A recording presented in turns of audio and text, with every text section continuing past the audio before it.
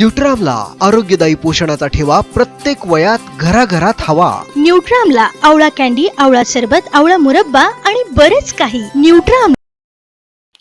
श्री समर्थ सेवा ट्रस्ट अंतर्गत रविवारची शाळेच्या सन 2026-27च्या शैक्षणिक वर्षातील पहिल्याच दिवशी शहरातील एकल महिलांची मुलं, आई वडील नसलेली मुलं, सफाई कामगार, घरेलू कामगार यांची मुलं यांनी आज मोठी गर्दी केली होती। त्यांचे स्वागत करण्यासाठी वंचित बहुजन आघाडीच्या राज्याच्या प्रवक्त्या उत्कर्षताई रुपवते या विशेष करून उपस्थित होत्या। सावित्रीबाई फुले तसेच श्री स्वामी समर्थांच्या प्रतिमेचे पूजन व दीप प्रज्वलन करत या शाळेचे पहिल्याच दिवशी उद्घाटन करण्यात आले। यावेळी उत्कर्षताई रुपवते यांनी विद्यार्थ्यांना मार्गदर्शन केले। अकोले शहरातील अगस्ती विद्यालय, मॉडर्न हायस्कूल, कन्या विद्या मंदिर, जिल्हा परिषदेच्या शाळा, ज्ञानवर्धनी शाळा या शाळांतील एकल महिलांची तसेच आई वडील नसलेली तसेच सफाई कामगार व घरेलू कामगारांची मुलं या शाळेमध्ये असतात। दर रविवारी या ठिकाणी वेगवेगळे प्रयोगशील प्रयोग या ठिकाणी करण्यात येतात। गतवर्षी 125 मुलं या शाळेमध्ये दाखल झाले होते। याही वर्षी ती संख्या मात्र टिकून आहे। अकोले शहरातील 125 मुलांसह तालुक्यातील 750 अशी मुलं या ठिकाणी शैक्षणिक त्यांचे पालकत्व श्री समर्थ सेवा ट्रस्ट अंतर्गत रविवारच्या शाळेने स्वीकारले आहे। अकोल्यातील पत्रकार श्रीनिवास रेणुकदास व रुपाली रेणुकदास यांनी ही शाळा या ठिकाणी यांच्या संकल्पनेतून सुरू करण्यात आली आहे। या शाळेसाठी वेगवेगळ्या स्तरातील लोक या शाळेला सातत्यानं मदत करत असतात। आज रविवारच्या शाळेचे सर्वोदयच्या परिसरामध्ये या ठिकाणी आज शुभारंभ करण्यात आला। आज दिनांकसाठी अकोल्याहून श्रीनिवास रेणुकदास। द्यायचा प्रयत्न करताय हे सगळं घेण्याची प्रयत्न तुम्ही मुलं करत आहात, याचं खरंच एक कौतुक मला वाटतंय। आणि तुमच्यासाठी जर तुम्ही जोरदार एक शाळेच्या निमित्ताने आपण सगळी मुलं आहोत। कधी कधी कसं होतं ना, मी काही 5 नंबरला भाषण देणार नाही कारण पहिला दिवस त्यांनी काही बोल करणार नाही। मला माहिती आहे मागचे आणि पुढचे सगळे हात विचारतात कधी जाईल आणि कधी आम्ही आमचे कार्यक्रम सुरू करू। पण एवढं सांगू इच्छिते मुलांना, आयुष्यात कधीही स्वतःला कमी समजू नका। मी अमुक तालुक्यातली किंवा मी अमुक शाळेतला किंवा मला काही मोठी शाळा मिळाली नाही, माझी भौतिक म्हणजे कसं की माझ्या शाळेची इमारत छोटी आहे किंवा इंग्लिश मीडियम मध्ये मी शिकत नाही म्हणून मी कुठेतरी कमी आहे असं अजिबात कोणी स्वतःला लेखून घ्यायचं नाही। कारण काय असतं, प्रत्येकामध्ये काही ना काही गुण असतो। आज तुम्ही उचलून बघा, भारताचे राष्ट्रपती असतील, पंतप्रधान असतील, आपल्या देशात आपल्या महाराष्ट्राचे जे मुख्यमंत्री असतील, जे सगळे पुढारी तुम्ही उचलून बघा, हे सगळे तुमच्यासारखे छोट्या शाळेमध्ये शिकलेले, जिल्हा परिषदेच्या मराठी शाळेमध्ये शिकलेले सगळे लोक आहेत। पण आज ते वेगवेगळ्या पदांवरती चांगलं काम करतात की नाही करतायत? तसंच तुम्ही बघा, आज आपल्या अकोल्यामध्ये जेवढे तुम्हाला मोठे मोठे व्यावसायिक दिसतील, बोर्ड बघतो ना आपण, ॲग्रो इंडस्ट्री, ही इंडस्ट्री, ती इंडस्ट्री, पाण्याचं कोणाचं इथे मोठे इंडस्ट्री आहे, हे सगळे आपल्याच भूमीत जन्मलेले आहेत। आपल्या ज्या शाळांमध्ये, तुम्ही ज्या शाळांमध्ये शिकले, तुम्ही ज्या बाकांवर आता बसून शिकता, त्याच बाकांवरती बसून हे सगळी मंडळी मोठी झाली। पण जशी तुम्ही आज जिद्द दाखवताय, काहीतरी नवीन करायचंय, काहीतरी नवीन शिकायचंय, ती जिद्द त्यांनी दाखवली आणि ते पुढे गेले। तसंच तुम्ही पण सगळ्यांनी पुढे जावं ह्यासाठी खरं तर हे सगळे प्रयत्न करत आहेत। मी खरंच मनापासून कौतुक करते की ह्या दोघांना खरं पुढच्या 2च मुली आहेत, बरोबर? पण तुमच्या रूपाने त्यांना इतके सारे मुलं मुली आता मिळाले नव्याने की त्यांच्यासाठी खटपट आणि धडपड हे दोघंही करत असतात आपल्यासाठी। ही खरंच खूपच म्हणजे माझ्यासाठी खूप कौतुकास्पद ही गोष्ट आहे। आणि तुम्ही सगळ्या मुलांनी पण ही साथ त्यांना द्यायची आहे। तुमच्यासाठी जे जे कार्यक्रम ते करतात, जे जे लोक ते बोलवतात, काही नवीन गोष्टी करतात, या निमित्ताने 2 कमिटमेंट मी या शाळेसाठी करू इच्छिते। एक तर रेणुका, तुम्हाला माहिती आहे 4 ऑगस्ट म्हणजे बाबूजींचा स्मृती दिवस असतो। माझे वडील, तुम्ही मोठं कॉलेज तुम्हाला माहिती आहे दादासाहेब रुपवते विद्यालय, म्हणजे दादासाहेब रुपवते कोण होते? हे माझे आजोबा होते आणि त्यांचा मोठा मुलगा म्हणजे प्रेमानंद रुपवते माझे वडील।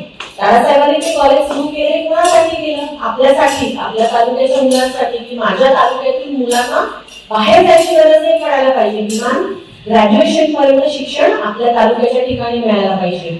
तसंच बाबूजींनी पण हे काम पुढे सुरू ठेवलं आणि बाबूजींच्या स्मृतिदिनानिमित्त 4 ऑगस्टला त्यांचा स्मृतिदिवस असतो। मला जमलं केलं तर मी नक्की येईल, नाहीतर जे काही सांगितलं मुलांना जे गरजेचं असेल किंवा त्यांना काही ऍक्टिव्हिटी हवी असेल ती आपण बाबूजींच्या स्मृतिप्रित्यर्थ या शाळेसाठी निश्चित करू।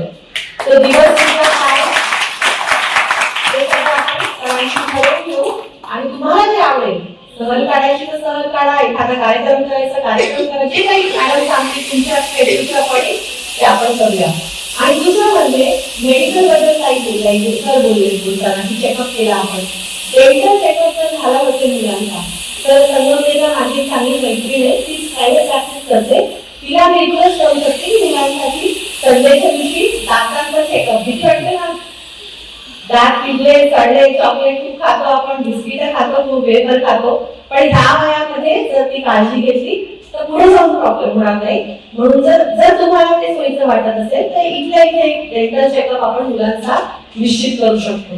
ह्या दोन गोष्टी तर माझ्या वतीने मी लगेचच करू शकते. मी जरूर सांगा तिथं कधी करायचं आपण. त्या व्यतिरिक्त ही पुढची जी मोठी स्वप्न आहे ताईंची दादांची तुमच्यासाठी जी स्वप्न आहे ती पूर्ण करण्यासाठी सुद्धा तुमची एक मोठी विधी म्हणून मी तुमच्या सोबत आहे आणि तुमच्या सगळ्या प्रयत्नांना खूप सारं यश यावं एवढीच मी या निमित्ताने तुम्हाला सगळ्यांना शुभेच्छा देते. एक छोटीशी गोष्ट सांगू का आणि भाषण संपवू चालेल की बोल झालं? पाठीचा गाणा कुठे गेला? फिरायला गेला. मी नेहमी माझ्या विद्यार्थ्यांना सांगते की जसं शाळा आपल्याला शिकवते कसं वागायचं, कसं राहायचं, तसं ताठ मानेनी जगायला सुद्धा शिकवते. कोणासमोर झुकायचं नाही, कोणासमोर स्वतःला कमी लेखायचं नाही. माझे वडील नेहमी एक गोष्ट सांगायचे की ग्रामीण भागातल्या मुलांना विशेषतः असं का वाटतं की आम्ही कोणापेक्षा कमी होतो. तेव्हा सर्कसची एक गोष्ट सांगायची. सर्कस बघितले का तुम्ही? कोणी कोणी बघितली सर्कस? सांगा बरं. सर्कस बघितले का? आपल्याला चालेल सर्कस? सर्कसची गोष्ट सांगायची. ते असं सांगायचे की गावामध्ये एक सर्कस आली आणि त्या सर्कस मध्ये एक लहान मुलगा त्या सर्कसच्या मालकाला भेटायला गेला की जरा मला थोडं काहीतरी काम द्या, माझ्या घरी खूप अडचण आहे.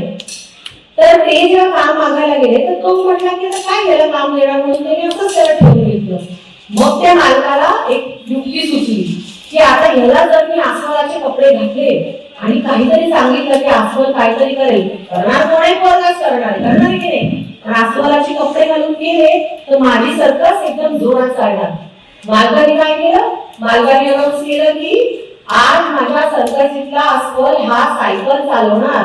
आता त्या पोराला सायकल चालवायला येत होती. संध्याकाळी सगळं गाव जमलं आणि सायकल चालवणारा अस्वल म्हणून कौतुक झालं.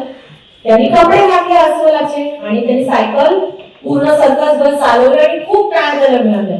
मग आता मालकाला युक्ती सुचली की अरे हे तर हिट झालं. मग त्यांनी काय केलं? आता त्यांनी अनाउन्स केलं दुसऱ्या दिवशी आज माझ्या अस्वलीतला सायकल हा गाडी चालवणार. एक मोटर गाडी छोटीशी आणून दिली, त्याला शिकवली. दुसऱ्या दिवशीच्या प्रयोगामध्ये ते अस्वल कोण होतं? लहान मुलगा होता आपल्या सर्कस. त्यांनी ती गाडी चालवली आणि सर्कस आज खाऊ झाली की पैसे जास्त देतात बाबा. मग त्यांनी सांगितलं आता माझ्या सर्कसचा अस्वल हा आमच्या सर्कशीतल्या वाघाशी झुंज लढवणार. ते पोरगं घाबरलं. तू म्हटलं मी तर लहान मुलगा आहे, मी कसं काय त्या वाघाशी भांडणार किंवा लढणार. पण मालक काय ऐके ना, तो म्हटलं नाही तुला हे करावंच लागेल. सगळ्या गावभर ती पसरली खबर आणि सगळे काढून काय तू लोक आले. अरे वा, अस्वल आणि वाघाची लढाई बघायला मिळणार. मग आता सगळं थिएटर फुल भरलं. पिंजऱ्यातून वाघ हळूहळू बाहेर आला. तिथून हे पोरगं बिचारं त्यांनी काय अस्वलाचे कपडे घातले तो हळूहळू बाहेर आला. त्या वाघाने पूर्वी डर खाली घाबरला ना बाबा आपला. पण तो म्हटला आता मागे गेलो घरी तो वाघ मला पकडणार, पुढे गेलो तरी पकडणार. मग त्यांनी युक्ती केली. जो काही जोर माझ्या अंगात आहे तो मी एकवटतो आणि याला जाऊन ठोसा मारतो. त्यांनी फुल आयडिया केला. जाऊन त्या टायगरला त्यांच्या वाघाला तरी ठोसा मारला. तो ठोसा मारलेला वाघ लांब जाऊन पडला. सगळे शॉक झाले. अरे टाळ्या पडल्या मोठ्याने. अस्वलाने वाघाला मारलं. वाघ हळू त्याच्याकडे आला. म्हटलं अरे बाबा जरा हळू मार, मी पण तुझ्यासारखा मुलगाच आहे. मी फक्त टायगरचे कपडे घातले. मी काय खरा टायगर, मी काय खरा सिंह नाही. म्हणजे काय की समोर असलेला माणूस हा तुमच्यासारखाच आहे. मुंबई पुण्यात सगळ्या मोठ्या मोठ्या शाळांमध्ये शिकणारी मुलं ही तुमच्यासारखीच आहेत. त्यांना काही वेगळी दोन शिंग किंवा वेगळे दोन हात नाहीत.